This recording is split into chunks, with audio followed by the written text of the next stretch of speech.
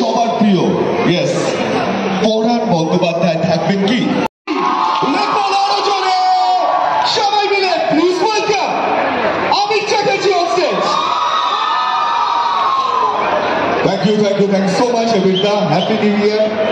কিন্তু আমিরদা বলবে কি করে, অমাইক অবস্থায় রয়েছে, একটু মাইক অবস্থায় আসুন। এবং তার সাথে আমি রিকোয়েস্ট করছি, যার জন্য যিনি পুরো এই বিষয়টা তৈরি করেছেন, দেবালয় ভট্টাচার্য দ্য ডিরেক্টর, দেবালয় ভট্টাচার্যকে রিকোয়েস্ট করছি আসার জন্য। এবং এর সাথে যাকে আসার জন্য রিকোয়েস্ট করছি, প্রতীক দত্তা।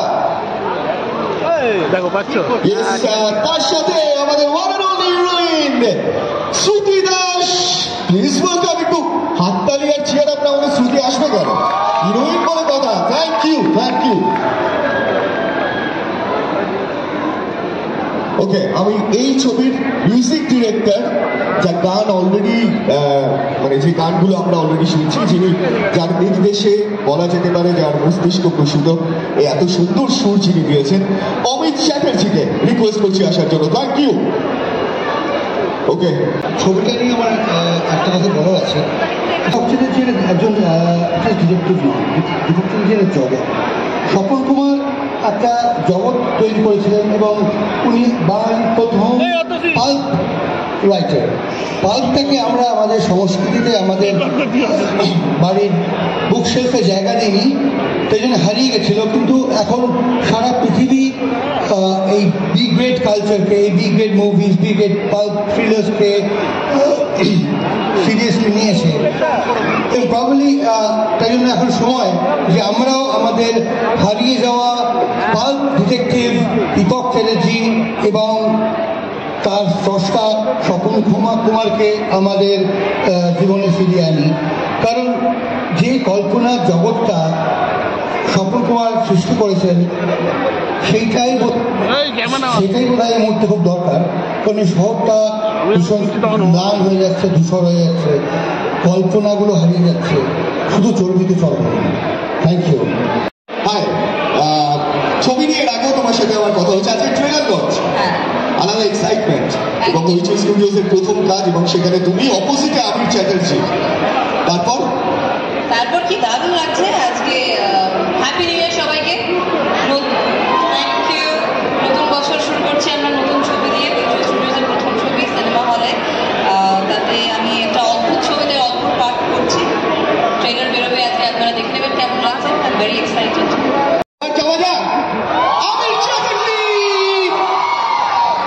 থ্যাংক ইউ সকলকে, হ্যাপি নিউ ইয়ার। নতুন বছরের আজকে দ্বিতীয় দিন।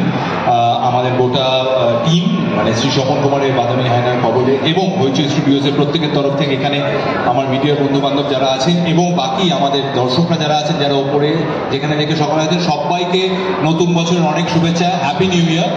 আমার মনে হয় আমার খুব বেশি কথা বলা এখানে প্রয়োজন নেই। যা বলার আমরা চেষ্টা করেছি সিনেমার মাধ্যমে বলার, আর যেটুকু দেবালয়, প্রতীক, অমিত, শ্রুতি ওরা যেটা বললো, এবং আমরাও বিভিন্ন ইন্টারভিউ বা প্রমোশনে যেটা বলছি, হ্যাঁ এটা ঘটনা যে স্বপন কুমার এবং দীপক চ্যাটার্জির এই পৃথিবীটা একসময় অত্যন্ত জনপ্রিয় ছিল, কিন্তু যে কোনো কারণেই হোক এখন পপুলার কালচারে সেভাবে চর্চা করা হয় না। সেটা কেন এবং কি কারণে চর্চা করা হয় না, সেটা আমরা একটা কারণ খোঁজার চেষ্টা করেছি আমাদের সিনেমায়।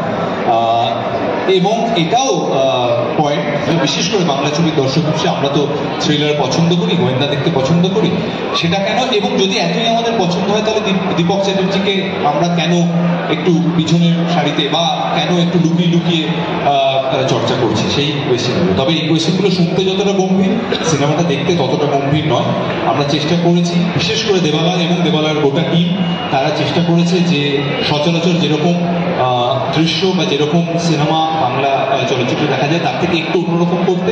আবিরদা, আমাকেই বারবার করে বলা হচ্ছে যে নতুন করে ট্রেলার দেখলে, আমরাও প্রথমবার দেখলাম, তোমার কেমন লাগলো আর কি? আমি জানি যে তোমার নিজের কাজ, এটা প্রশ্নটা খুব বোকা বোকা, তবুও মাঝে মাঝে তো তুমিও দর্শক, অভিনেতা হতে পারো কিন্তু দর্শক তো, তাও যদি তুমি বলো। দেখো, আমি অফকোর্স আমার ছবি সম্পর্কে আমি বায়াসড হবই। আমার তো এক্সাইটমেন্ট থাকবেই। আমি বারবারই করে এটা জানতে চাইবো যে যারা দেখছেন এবং অলরেডি যেটা বললাম সোশ্যাল মিডিয়াতে ট্রেলার দেখাও যাচ্ছে, তাদের মতামতটা বেশি ইম্পর্টেন্ট, এবং সেটা সমস্ত জেনারেশনের। কারণ যারা একটু আগের জেনারেশন তারা দীপক চ্যাটার্জি করেছেন, তাদের একটা নস্টালজিয়া আছে।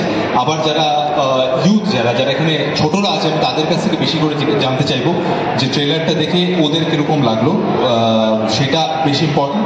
প্রশ্নের উত্তরটা এখনই ট্রেলারটা দেখে কেমন লাগবে সবাই?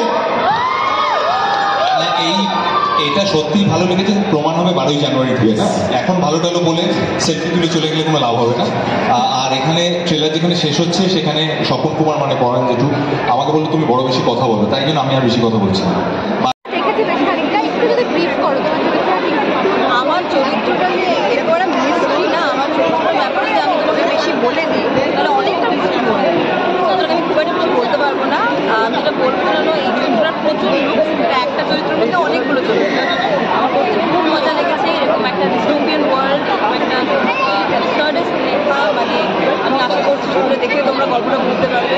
না বুঝতে পারলে দেওয়ালা তাকে বলো, আমার কিছু করার নেই এর মধ্যে।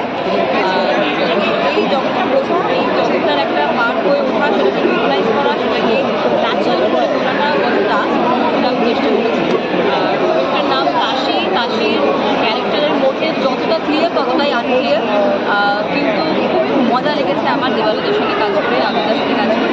আশা করছি 12 তারিখে তোমরা থিয়েটারে যাবে এই মজাটা অনুভব করতে, আর ধৈর্য করো। আবিদার সঙ্গে প্রথমবার স্ক্রিন শেয়ার, তো শুটিংয়ে কতটা মজা হয়েছে, কতটা খুনসুটি হয়েছে এবং এক্সপিরিয়েন্স যদি একটু বলো। দেখো, আসলে আমরা বাংলা ছবি না একটা প্রবলেম আছে, আমরা তো খুব স্পেশালি টাইম দিয়ে বানাতে পারি না। সুতরাং মজা করার সময়টা অতটা আমরা হয়, তার মধ্যে টুকটাক মজা আর কি যা করা যায়, বেশিরভাগ ঘন্টাগুলোই আমাদের কাজে ইউজ করে ফেলতে হয়।